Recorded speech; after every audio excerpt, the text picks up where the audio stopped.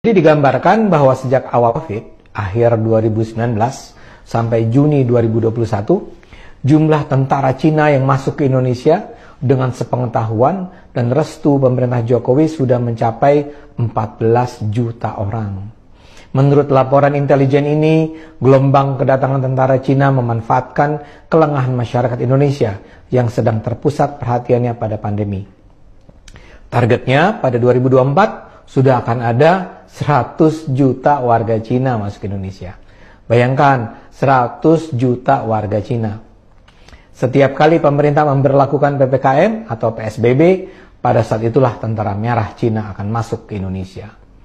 Sebagian akan berpura-pura menjadi tenaga kerja asing atau berpura-pura menjadi tenaga kesehatan dengan menggunakan seragam APD, perawat, dokter yang mengenakan masker.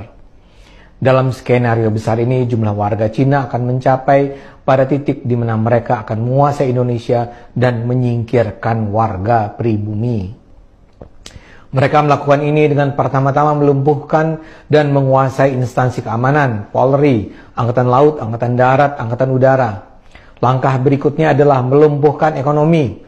Dengan kebijakan-kebijakan PPKM, ekonomi rakyat dan ekonomi pribumi akan melemah. Seluruh sendi-sendi ekonomi kaum pribumi lumpuh. Mereka yang bekerja di sektor informal tidak akan sanggup bertahan. Sementara sebaliknya, perusahaan-perusahaan Cina, terutama yang memiliki koneksi dengan bisnis di tanah leluhur, akan semakin berkibar dan berjaya. Karena itulah kebijakan PPKM akan terus diperpanjang Jokowi tanpa disadari oleh rakyat yang patuh begitu saja dengan keputusan rezim. Dalam kondisi krisis ini, rezim Jokowi akan semakin memperkuat hubungan kerjasama dengan Cina. Dengan alasan demi pemulihan ekonomi, pemerintah akan membuka lebar investasi Cina.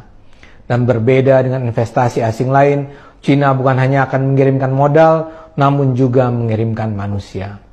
Yang akan dikirim bukan hanya manajer, ahli, teknisi, tapi juga buruh.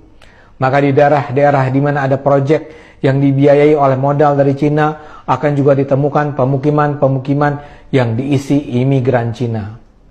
Mereka tidak akan mau menggunakan pekerja lokal, karena tujuan mereka memanglah menjajah Indonesia. Mereka juga menguasai media massa, karena itulah kedatangan tenaga kerja asing dan tentara Cina itu tidak akan diberitakan. Begitu juga dengan pendidikan, rakyat pribumi akan diperbodoh dengan sistem pendidikan daring.